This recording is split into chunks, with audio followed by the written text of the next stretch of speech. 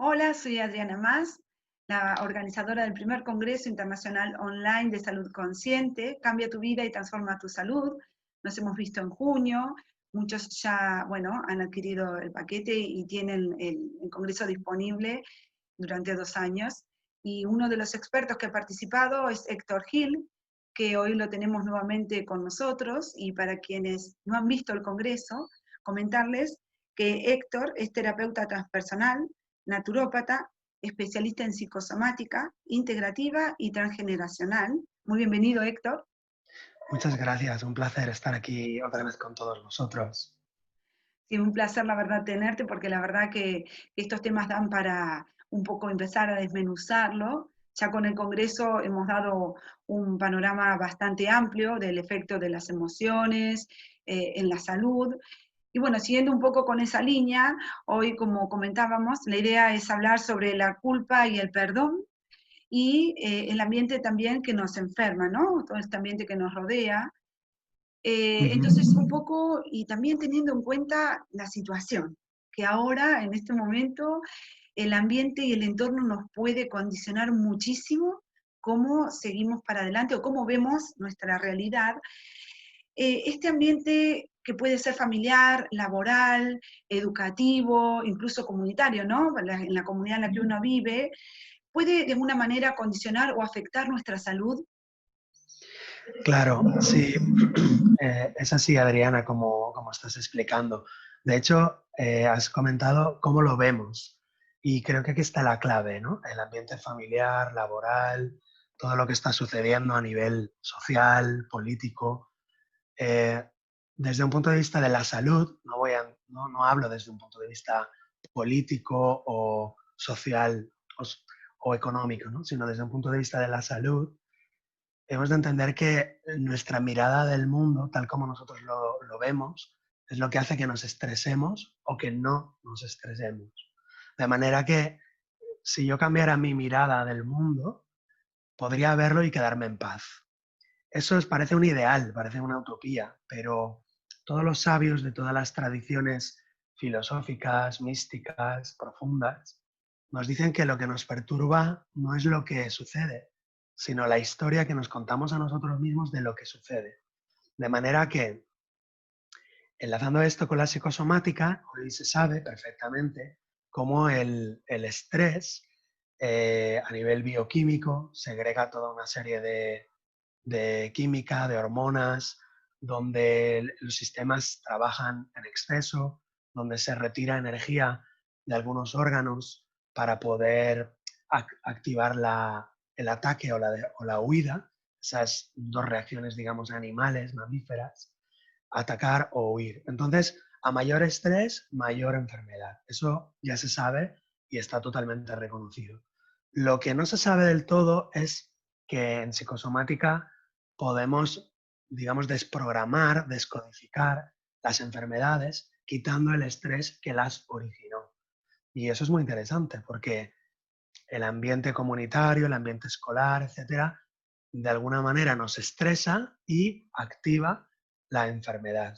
Esto no es una casualidad, esto sigue 5 leyes biológicas muy estudiadas y muy bien establecidas, que son las que estableció el doctor Hammer, y lo que vamos a encontrar son conflictos de supervivencia, conflictos de territorio, conflictos de desvalorización y conflictos de protección. De manera que si yo vivo, por ejemplo, una situación en mi trabajo donde pierdo mi territorio, pues es muy fácil que active una enfermedad, por ejemplo, que llamamos una bronquitis o que una enfermedad de la piel, o es decir, que el doctor Hammer estudió la relación entre esos conflictos y la activación de diferentes enfermedades en diferentes órganos. Y claro, eso es interesantísimo porque todo el cuerpo, cada órgano, la piel, los pulmones, el estómago, los dedos, cada hueso, cada músculo, es un símbolo del conflicto que estamos viviendo a nivel estrés en nuestra vida cotidiana. Bueno, y un poquito con el tema de las relaciones que a veces son más cercanas, ¿no? ¿Qué podemos hacer? Porque muchas veces justamente las relaciones del día a día son las que realmente nos afectan, Y a veces son relaciones que no queremos en nuestra vida, pero no las podemos quitar, sea un compañero de trabajo, un jefe, un vecino, o en casa mismo, a veces es con los hijos. Evidentemente no podemos estar quitándonos a todos encima, pero ¿qué hacemos con esas relaciones que nos están afectando tanto? Sí, es muy buena pregunta porque, Adriana, se sabe en psicología, hay un doctor, doctor en psicología de no sé qué universidad, que él le explica que la felicidad humana se basa en las relaciones. Es decir, la felicidad no nos la da ni el dinero, ni la salud tampoco, ni el amor. O sea, está demostrado científicamente, no recuerdo qué estudio es, pero salió en un programa de Eduardo Punset sobre la felicidad que lo podéis encontrar en YouTube. Entonces, este doctor descubrió que lo que nos da felicidad o depresión o tristeza es nuestro vínculo con las demás personas. Por lo tanto, es importantísimo esta pregunta, el vínculo y la relación es lo más importante para un ser humano. Ahora bien, para la mente inconsciente, voy a entrar en un punto más de la psicología profunda, de la psicología analítica de Jung. Para la mente profunda, el ser humano no se relaciona con 100 personas ni con 500, sino que el ser humano desde hace cientos de miles de años o millones de años, el ser humano ha evolucionado en pequeños grupos, en clanes, en familias o en tribus de 50 individuos. Así, ¿a dónde quiero ir a parar? A que todos los problemas que tenemos con las personas en general, en realidad son problemas con nuestro entorno cercano y lo proyectamos más lejos a veces. Pero ¿a dónde quiero ir a parar? A que si yo tengo un problema con mi jefe, yo en realidad tengo un problema con mi padre. Si yo tengo un problema con un vecino, yo tengo un problema con un hermano. Si yo tengo un problema por ejemplo, un empleado, yo tengo un problema con un hijo. Es decir, que para la mente inconsciente no existe el universo ese tan grande, sino que existe una tribu de 20 o 30 personas. ¿A dónde quiero ir a parar? A que si sanáramos los conflictos de la infancia, que es donde se programa todo, en las memorias perinatales y en la infancia temprana, probablemente mi pelea con el compañero de trabajo o con el vecino no me afectaría tanto, no me estresaría. Si me estresa es porque yo ya tengo esa información, como digamos, enfermiza en mi mente profunda. Y esto lo he comprobado. Lo trabajo todos los días en la consulta. Es muy divertido, muy interesante ver cómo cuando una persona te plantea, tengo un problema con una compañera de trabajo, miramos el árbol familiar, el transgeneracional, y vemos que en ese árbol hay problemas entre hermanos. Puede ser ella con su hermana, o puede ser que ella sea doble de la mamá y la mamá hace un montón de años que no se habla con su hermana. ¿Lo veis? ¿Veis por dónde voy? Es decir, los conflictos que no están resueltos en el árbol transgeneracional se repiten en nuestra vida de manera, digamos, lógica, de manera natural, de manera armónica. Es decir, está todo regido por unas leyes naturales y todos los conflictos que tenemos en nuestra vida con personas de relación están dentro de nosotros. Voy a poner aquí el acento. Tú no tienes ningún conflicto con nadie afuera de ti, sino solo contigo mismo. Claro, esto es contraintuitivo y cualquier persona diría, pero esto intuyo que es verdad, pero mi mente lógica me dice que no puede ser. Si viene una persona por la calle y me atropella y me mata, pues la culpa es de ella y ¿qué tiene que ver eso conmigo? Yo te aseguro a ti, después de hacer cientos y cientos de árboles familiares, que el día que te pasó ese accidente, me lo invento, el 14 de junio, tú miras tu árbol y es el día en que se casaron tus padres, o es el día en que se casaron tus abuelos y nació tu padre por un accidente, con lo cual se repetirá el accidente esa fecha. Con lo cual, todo lo que sucede está regido por la mente cuántica cósmica del universo. Increíble, Sí, es pero asombroso, cierto. pero bueno, cada vez más, ¿no? Se está trabajando y pudiendo demostrar de manera más tangible, porque cuesta todavía mucho. Para los que ya lo sentimos y lo vivimos, no tenemos dudas, pero todavía es muchísima la gente que dice, no, esto de dónde sale, esto es imaginación, pero al final que está todo relacionado, es alucinante. Claro, entonces, Adriana, perdona que no te he respondido del todo a la pregunta, te la respondo muy breve. Sí, Entonces, sí, ¿qué hacemos con esas relaciones? Podemos hacer varias cosas, que cada uno haga lo que quiera. claro, Si tú no puedes soportar esa relación y te está afectando mucho, pues lo mejor es salirse para verlo desde fuera, pero no se ha resuelto, de manera que se repetirá. Conclusión, todo lo que no se resuelve se repite. Si esa relación te está quemando, te está haciendo mucho daño y no la puedes resolver, lo mejor es salirse para verlo desde fuera, pero no se ha resuelto, insisto, ¿eh? O sea que otra solución es quedarse en esa relación y aprender qué me quiere decir esta relación en mi vida. Observa la pregunta. No estoy diciendo qué me quiere decir Pepe clavándome un cuchillo, sino qué me está queriendo decir la vida con un señor que se llama Pepe que me está clavando un cuchillo. Es decir, la pregunta es más profunda, es ¿para qué me está ocurriendo esto en la vida? Entonces, si yo aprovecho todas esas relaciones conflictivas para hacer una autoindagación y sanar mi información, entonces todas esas relaciones conflictivas se convierten en mis espejos y se convierten en mis maestros y se convierten en una bendición. Entonces yo en muchos procesos de perdón que realizo en la consulta, he encontrado que al final del proceso la persona dice, pues bendito ese hombre que me robó, porque he aprendido esto, o bendito, o sea que hay que llegar al punto de esa persona no tiene nada de culpabilidad, la culpa la he proyectado en ella, la recojo, resuelvo mi información que tiene que ver conmigo, con mi infancia, con mi familia, y entonces a esa persona la suelto totalmente, o sea, no tiene nada de culpa. Y entonces yo aprendo gracias a esa persona. De manera que se cumple lo que dicen los sabios.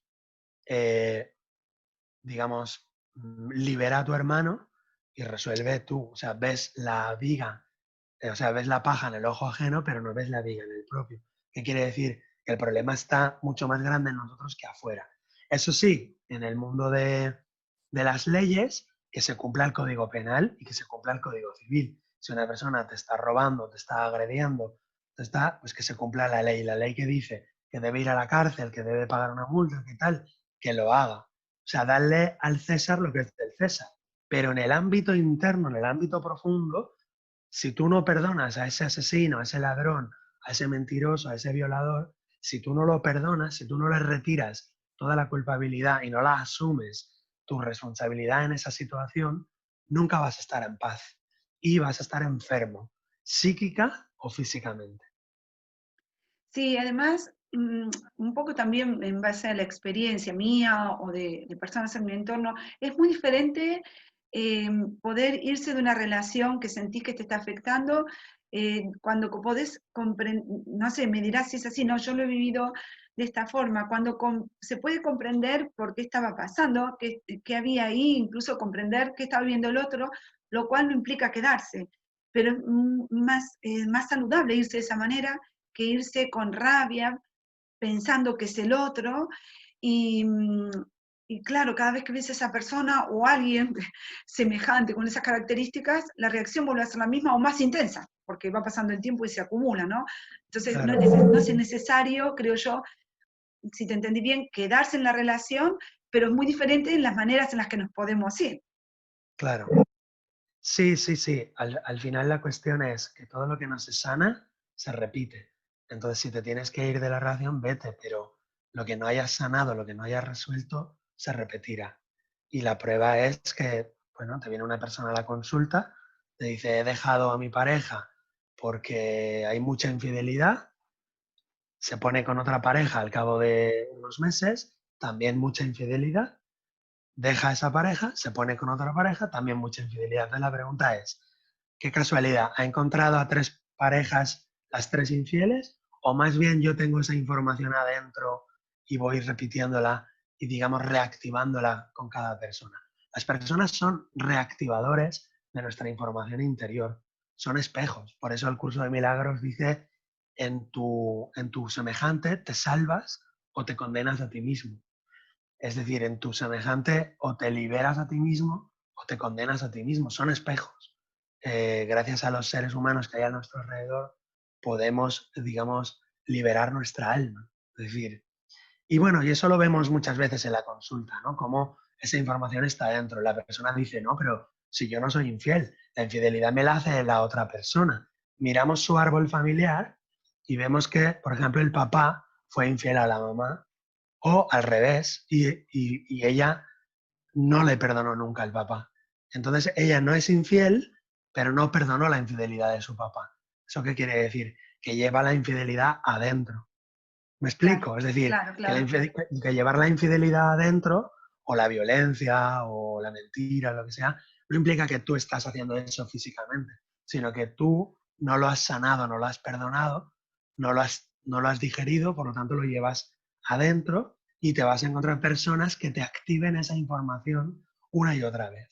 Por eso lo de la ley del espejo no es tan sencillo, no es él me pega y yo le pego, no, a lo mejor él me pega y yo me pego a mí misma, por ejemplo, o él me pega y yo no he perdonado a mi hermano que me pegó hace 40 años. Entonces esa información la llevo dentro activa y por lo tanto las personas que yo me voy encontrando van resonando, van reactivando esa información interior. Justamente y a raíz de esto que estamos hablando y que comentás, es que las personas muchas veces guardamos viejas heridas, ¿no? O bien rencores, porque culpamos a las personas o a la situación, y ahí es donde entra el tema de la culpa, que es muy común, por eso es tan diferente irse a una relación que uno ha sanado, entonces hasta podés tener una relación diferente y seguir relacionándote con esa persona, aunque sea de otra manera, o irte culpando. ¿Qué crees que lleva tanto al ser humano a culpar o que, a pensar que, no sé, que estamos, lo que sentimos es lo válido y no lo queremos cambiar? ¿Qué es lo que es cultural? ¿Por dónde viene? Digamos que hay varios enfoques de mirarlo, a nivel cultural, a nivel sociológico, a nivel no sé, incluso si quieres fisiológico, ¿no? Una fisiología del egoísmo, pero digamos que las filosofías más profundas del planeta, como puede ser el budismo, el cristianismo, digamos, profundo, el hinduismo, nos dicen que la mente humana es un trocito de mente cósmica, escindida de la mente universal. Entonces, ese trocito de mente dividida de la mente grande, de la mente cósmica, tiene un mecanismo de funcionamiento. Ese mecanismo de funcionamiento es siempre el mismo para todas las mentes de todos los humanos. Todos los humanos reaccionan igual. Con esa mente pequeña, con esa mente egoísta, proyectamos el ataque, la culpa afuera y buscamos, digamos, en el mundo externo a la propia mente, la responsabilidad, la culpabilidad. Ese mecanismo de proyección de la mente pequeña nos esclaviza y nos ata a este mundo, digamos, del fondo de la caverna, que diría Platón, o el samsara, que diría el budismo. Ese trocito de mente dividida de la mente universal debe de reapropiarse de esas proyecciones, responsabilizarse 100% de todas sus experiencias y por tanto dejar de culpar al mundo, a las personas, dejar de proyectar culpa y responsabilidad en las cosas y en las personas y asumir que lo que nosotros somos en realidad, esa mente más profunda, esa mente es parte de la mente universal. Y entonces la mente pequeña se, digamos, va cruzando un puente, va realizando un puente hasta la mente grande. Y desde la mente grande tú ves la mente pequeña como juzga, pero no le haces ni caso, ya no te lo crees, porque sabes que la responsabilidad de todo lo que te sucede es tuya, no de los demás. Fíjate, el budismo dice, la situación en la que te encuentras son el resultado de lo que tú has pensado. Con lo cual hemos de entender que tú, de niña, de pequeña, de adolescente, has pensado cosas, has decretado cosas y se están haciendo real ahora. Con lo cual, ahora estamos viviendo en el pasado. Estamos viviendo, digamos, en una realidad que hemos decretado hace años. Y te voy a poner un ejemplo, que te puedo poner 200, porque Sí, estoy haciendo un libro de ejemplos y de casos. Un ejemplo cualquiera, por ejemplo, una mujer que dice, cuando tiene 12 años, eh, sus padres no la quieren, no la tienen en cuenta, entonces ella va al campo, ve un nido de pájaros con huevos y pajaritos en el suelo y los pisa y los mata a los huevos y a los pájaros. Y entonces ella se dice a sí misma, nunca más voy a tener una familia, nunca más voy a ser merecedora de una familia. Primero, porque estaba enojada con su papá y su mamá. Y segundo, porque ha matado a ese nido de pájaros. Entonces, eso ella lo decreta y pasa al inconsciente rápidamente. Se olvida, digamos. Perdona, Pero esto lo ese, decreta de manera inconsciente, ¿no? ¿O no? no. Lo Ah, decreta de manera consciente, ajá. pero rápidamente pasa al inconsciente. Por eso genera karma, porque lo decretó de manera consciente, no inconsciente. Al decretarlo de manera consciente, aunque rápidamente pasó al inconsciente, ahora ella tiene 45 años y todas las parejas se le rompen. De novios funciona perfecto y en el momento que hay un compromiso un poco más firme, se rompe la pareja. Porque hay un decreto inconsciente desde hace años, yo no tengo derecho a tener familia. Con lo cual esa persona, si te fijas, está viviendo en el pasado. Todos estamos viviendo en el pasado, en lo que hemos decretado. Somos el resultado de lo que hemos pensado, dice el Buda. Hasta que no liberemos nuestra mente de todos esos decretos, de todos esos juicios, y por lo tanto liberemos a muchas personas que en nuestro corazón las hemos encarcelado, las hemos enjuiciado, nuestra mente no estará libre y por lo tanto no vivirá en el presente. Vivir en el presente sería equivalente a estar despierto. Y vivir en el presente sería equivalente a estar sanado, a estar curado. Por lo tanto, todos tenemos una mente inferior, por así decir, enferma, digamos, que genera enfermedades y que genera enganches de culpa y de responsabilizar a los demás. Hasta que no sanemos eso y miremos hacia adentro y vayamos liberando la mente de todas esas cadenas, no estaremos sanados. Justamente te quería preguntar porque parece que a veces la solución es culpar, ¿no? Y quitarnos un poco, creemos que nos quitamos el peso de encima de esta manera, pero ¿qué pasa? Que muchas veces esas personas enferman o enfermamos por estar señalando hacia afuera, por estar quitándonos ese peso o esa responsabilidad que es nuestra, creemos que así nos alivia y al final enfermamos. Ujú. ¿No? La pregunta es, ¿y por qué la culpa nos enferma? ¿No? Exacto, ¿por qué si creemos que nos hemos quitado el peso de encima? ¿Por qué si creemos que la culpa la tiene el otro? Aún esas situaciones acaban por Ujú. enfermarnos. Claro, y la respuesta es bastante metafísica, pero muy divertida, porque es física cuántica. La respuesta es la siguiente. Si yo te doy un bolígrafo, ¿quién tiene el bolígrafo? Lo tienes tú. Yo ya no lo tengo, ¿verdad? O Si sea, lo si yo cojo, lo tengo tengo, yo, ¿no? claro, si yo tengo un bolígrafo, pero yo te lo doy y tú lo coges, por lo tanto ahora lo tienes tú y yo no lo tengo. Bien, este mecanismo lo aplicamos al mundo mental y pensamos que si yo te tiro un pensamiento de culpa, la culpa la tienes tú, porque pensamos que la mente funciona como el cuerpo, pero la materia y la mente funcionan diferente. La materia, si yo te doy un pastel, yo me quedo sin pastel, pero a nivel mental, si yo te doy culpa, mi culpa no te la he dado, se queda en mi mente. O sea, si yo pienso que tú eres culpable, que tú eres mala, que tú eres mentirosa, que tú eres lo que sea, yo creo que lo he proyectado y me he liberado de eso, porque la culpable es Adriana, no Héctor. Pero ¿quién está sosteniendo esa culpabilidad? Si tú no existes en mi mente, para mi mente, aunque yo pienso Adriana es la culpable, luego la mente mía es la que está sosteniendo la culpabilidad. Cuando mi mente está llena de culpa, llena de culpa, mi mente llena de culpa, ¿qué pide? Está clamando, está suplicando. Cuando hay mucha culpa, la mente pide castigo. Y cuando la mente pide castigo, el universo dice, dicho y hecho, ¿pides castigo? Aquí tienes, dolor. Castigo es igual a dolor. Y dolor será accidente o enfermedad. Con lo cual, todos nuestros accidentes y todas nuestras enfermedades nos las creamos nosotros mismos acumulando culpa en nuestra mente. Culpa llama a castigo. Castigo llama a dolor. Dolor llama accidente o enfermedad. Todas las enfermedades, todos los dolores que sufrimos, mental o psicológicamente o físicamente, los estamos pidiendo a gritos nosotros mismos. Estamos locos los humanos, ya lo sé. Bueno, pero el dolor a veces, muchas veces nos salva, ¿no? Yo me he dado cuenta, lo que pasa es que después lo convertimos en un sufrimiento interminable, pero a veces se está avisando, para, hasta ahí, porque ya nos está haciendo daño, ¿no?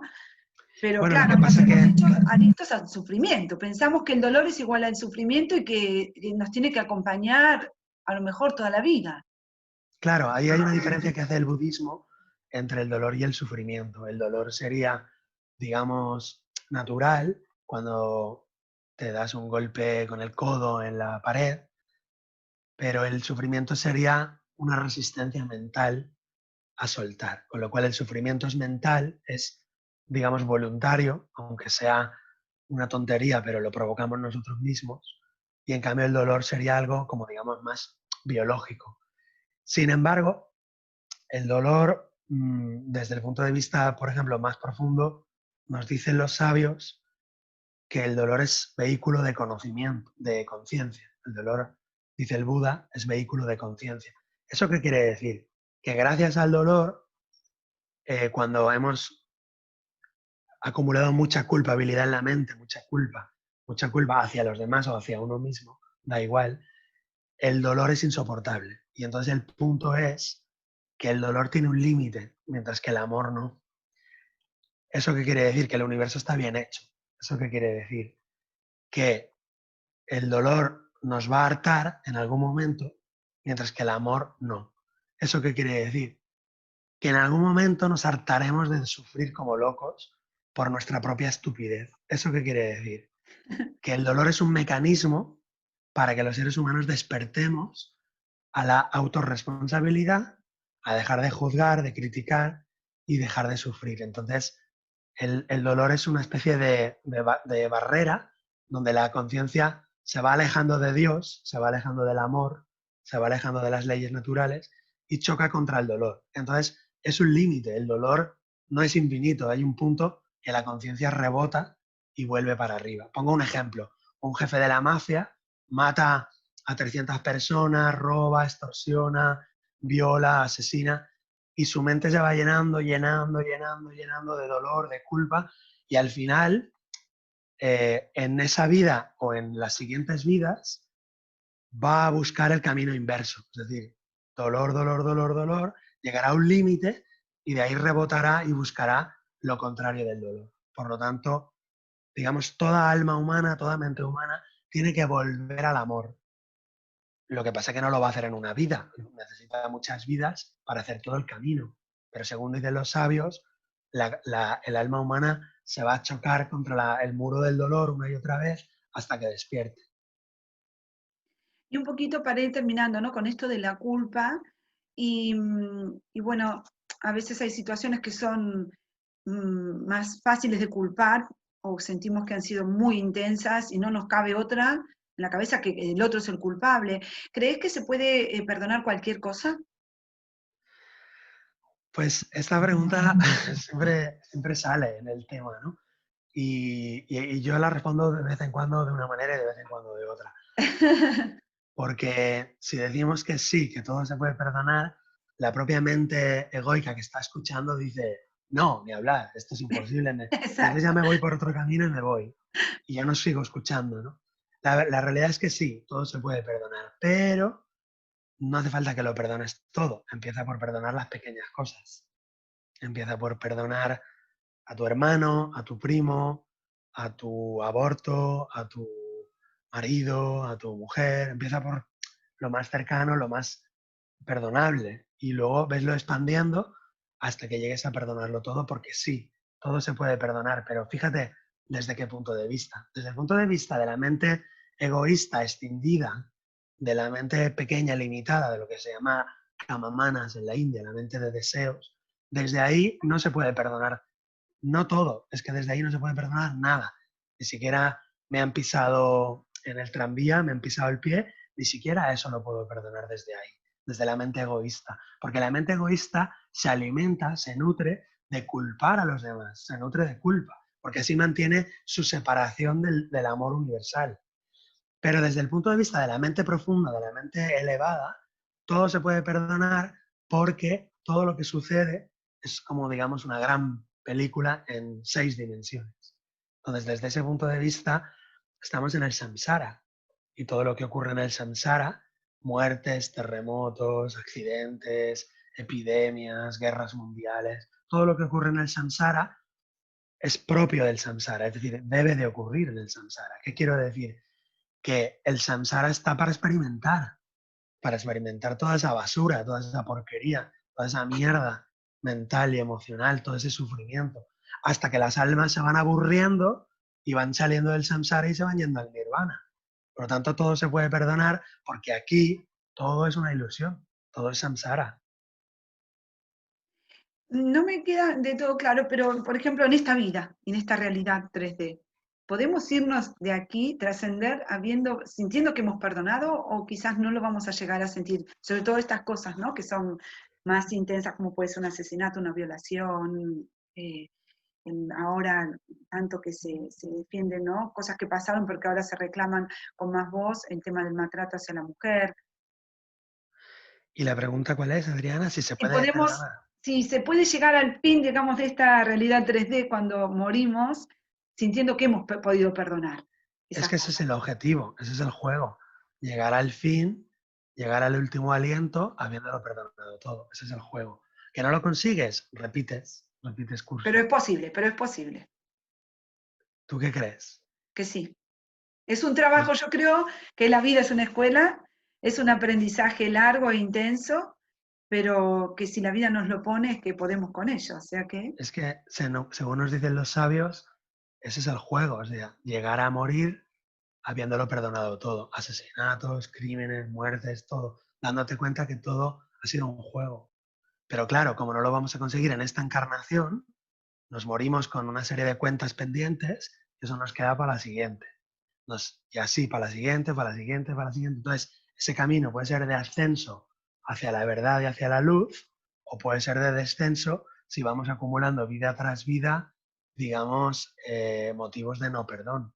Pero se puede, es posible, sí, yo lo veo todos los días. Veo personas con cáncer, con leucemia, con gastritis, con reuma, con artrosis, que perdonan a su madre, perdonan a su papá o perdonan a su jefe en el trabajo y se van curando las enfermedades. Y también veo personas que dicen, ostras, me han dado la quimioterapia, me han dado la radioterapia, me han extirpado el tumor, pero mi alma no está, yo no estoy bien, yo no estoy sanado.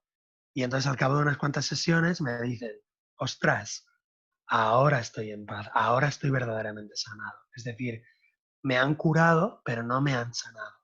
Me han curado es, me han extirpado el tumor. Me han curado es, Claro. me han puesto quimioterapia. Por lo tanto, yo no estoy en contra de los sistemas alopáticos ni nada, pero eso no es sanar, eso sería curar. Sanar es cuando la persona en su alma dice, después de llorar durante horas, dice, ostras, ahora mi alma está sanada, ahora entiendo que mi cáncer de colon era una gran guarrada que me habían hecho desde que empecé a trabajar con mi padre en el despacho de arquitectos, me salió el cáncer de colon, odiaba a mi padre porque me hizo estudiar una carrera, me hizo ir a trabajar con él, y ahora que estoy con él, después de estudiar y trabajar con él, no me hace ni puto caso, odio a mi padre. Bien, pues le quitan el tumor del colon, pero ella no ha perdonado a papá, por lo tanto sigue estando enferma de cáncer de colon, aunque no lo tenga físicamente. ¿Eso qué quiere decir? Que se repetirá ese cáncer más adelante, por eso se llaman recidivas cuando reaparecen los tumores. Pero cuando ella perdona a su papá y se da cuenta que su papá no es el culpable, sino que su papá está siguiendo un programa como el de su propio abuelo, o sea, el abuelo fabricó al hijo para que le ayudara en el trabajo, el papá fabrica a la hija para que le ayude en el trabajo, ella se da cuenta y dice, la idiota soy yo. La idiota soy yo que me he metido al juego de estudiar lo que él quería y a trabajar de lo que él quería, cuando yo me he alejado de mi propio camino, de mi propio corazón, de mi propia vocación. La idiota soy yo. Dejo de culparlo, él no ha hecho más que repetir lo que su padre también le hizo a él, yo lo perdono a él y a su padre, me libero y mi alma está sanada. ¿Y cómo sé que mi alma está sanada? Porque puedo amar incondicionalmente lo que ha sucedido. Sí, además me vino a la mente un recuerdo de una persona, una mujer, es Immaculate Ilibagiza, creo que es, que ella también es alucinante cómo consigue perdonar a todas las personas que mataron a su familia, las buscaban a ella para matarla también, y bueno, llega a estar frente a uno de los agresores, le dan la posibilidad hasta de vengarse físicamente Sí, ahí en la cárcel y ella se pone a llorar, pero lo perdona y bueno, y hoy es una persona que da conferencias por todo el mundo y realmente habla desde el amor. Es una posición muy elevada, pero quiero decir que estas cosas pasan y se saben para que nos demos cuenta que es posible, ¿no? Porque a veces suena como un poco utópico, pero es real, hay gente que ya lo está pudiendo vivir de esa manera. sí, sí. Ayer mismo en la consulta me dijo una chica, es que no lo voy a perdonar nunca a mi padre por lo que me hizo, porque nos abandonó, porque tal. Y le digo, ¿qué necesitas para perdonarlo? Y me dice que me devuelva el tiempo perdido. Y le digo, ¿cuánto tiempo perdido? Dice, 45 años, que son los que ella tiene. Y le digo, vale, o sea que si te devolviera 45 años, ¿tú lo perdonarías? Dice, sí. Digo, muy bien. Colócate en la posición de tu papá. La coloco en la posición de su papá. Le digo, mira a tu hija, ¿qué le quieres decir? Y se pone a llorar, le pide perdón. Y le digo, pero tu hija necesita 45 años. ¿Cómo le vas a devolver 45 años? Y entonces le digo, toma 45 respiraciones profundas y envíale esos 45 años a tu hija. ¿Quieres? Dice sí. Luego se pone ella en la posición de ella misma, recibe esos 45 rayos de luz y ya puede perdonar a su papá. ¿Qué quiero Impresionante, decir? ¿no? ¿Qué quiero decir? Que este mundo es un juego plástico en 6 dimensiones. Entonces, los que van despertando nos lo dicen. Dicen, es que no puedes juzgar al que ha matado a tus hijos, al que ha matado a toda tu familia. Lo puedes hacer, pero no vas a estar libre nunca hasta que no lo sueltes. De hecho, el infierno no es más que eso. El infierno es un estado mental. Cuando perdemos el cuerpo y no hemos llegado a perdonarlo todo, eso es el infierno. Porque la mente sigue con la inercia y esa inercia mental de juzgar y de atacar, al no tener cuerpo, la mente va desbocada, va todavía más suelta. Y eso es el infierno, pero no es un lugar físico, es la propia inercia de la mente que no ha perdonado, que no ha sanado. Entonces tiene que pasar por el infierno y el purgatorio hasta que vuelvan a darle un cuerpecito nuevo y pueda seguir aprendiendo y perdonando. Bueno, Héctor, genial. La verdad que tenemos mucho camino por recorrer, pero hay que empezar ya. Yo siempre digo que los que hemos empezado, seguir, y los que, bueno, se lo están planteando, no esperar más. Hay que empezar a hacerlo. ¿Nos puedes recordar tu sitio web y dónde la gente te puede encontrar para consultas, para lo que fuera? Sí, sí, sí. Yo tengo una página web que es escuela-integrativa.com y ahí es un sitio pues para poder empezar. Ahí hay algún curso sobre el transgeneracional, para, digamos, liberar los programas familiares, algún curso sobre el desapego, el perdón y el cambio de creencias. También hay cursos de psicosomática basados en las leyes que hemos hablado. Pero como tú dices, Adriana, lo importante es empezar. Entonces, todos los que nos estáis escuchando, pues venga, a empezar. Pero cada uno por donde quiera. Es decir, para uno será el yoga, para uno será el budismo, para otros será el curso de milagros, para otros será la filosofía estoica, para otros será el platonismo, para otros será, no sé, algún tipo de curso de crecimiento interior, pero es buscar, buscar, buscar. Quizá no todos de la misma calidad, pero lo importante es caminar, decidirse y querer crecer y querer mejorar. Y ya la vida, si tú quieres realmente, te irá llevando de un curso a otro o de una cosa a otra hasta que llegues a tu disciplina interior, que es la que va contigo y la que te va a ayudar a percibir este mundo con ojos, digamos, sanados, con ojos limpios. Fenomenal, sí. Y además eso que decís tan importante al empezar es experimentar también, porque solamente mirarlo y pensarlo de afuera fríamente, si uno no empieza a dejarse un poco llevar por lo que puede ser o no puede ser, pero lo que parece, por lo menos experimentarlo, es imposible tener la certeza, ¿no? O llegar a alcanzarlo. Y otra cosa que me di cuenta es que también uno puede ir variando, uno puede encontrar el camino, pero a veces necesita complementarse con otra cosa diferente, un empujoncito, y si uno no lo conoce, no tiene la oportunidad ni siquiera de valorarlo, ¿verdad? Así es, y lo estás explicando muy bien. Y además en estos tiempos es así, hay mucha oferta, hay mucha inestabilidad y nuestro estilo actual de vivir es como ir viendo diferentes cosas, ir picoteando. Es la época actual y no tiene, digamos, nada malo mientras no te pares, ¿no? Mientras sigas caminando y sigas creciendo. También recomiendo, por ejemplo, que si tú no lo puedes hacer solo, pues que busques un terapeuta transpersonal, por ejemplo, que te acompañe, un terapeuta gestal o algún tipo de acompañante que te ayude a como a desatar esos nudos. El perdón, ya para terminar, yo digo que se puede hacer y es posible utilizando la técnica del salchichón. ¿Eso qué quiere decir? Que no puedes perdonar todo de golpe, sino que lo vas perdonando de a poco. Perdonas un aspecto, luego perdonas otro, luego perdonas otro, hasta que al final logras soltar todo eso, ¿no? Por ejemplo, en la universidad lo pasé fatal, bueno, pues tengo que perdonar al profesor de tal, luego tengo que perdonar a los compañeros que también, luego tengo que perdonar las horas que pasé, que lo pasé muy malo. Entonces vas cortando rodajas, vas perdonando y al final perdonas a toda la universidad si lo has pasado tan mal allí, o al colegio, o a la cárcel, o a lo que sea. Es decir, que utilizando la técnica de ir poco a poco, lo puedes llegar a perdonar. Bueno, Héctor, muchísimas gracias. Bueno, nos volveremos a encontrar en cualquier momento, porque esto sigue que hay mucho, mucho para ir. Pero como decís, poco a poco. Sí, claro que sí. Muchas gracias, Adriana, por la oportunidad de estar con vosotros y muchos éxitos para el canal y para todos vosotros que estéis muy bien y nos vemos en el camino. Un abrazo fuerte, mil gracias.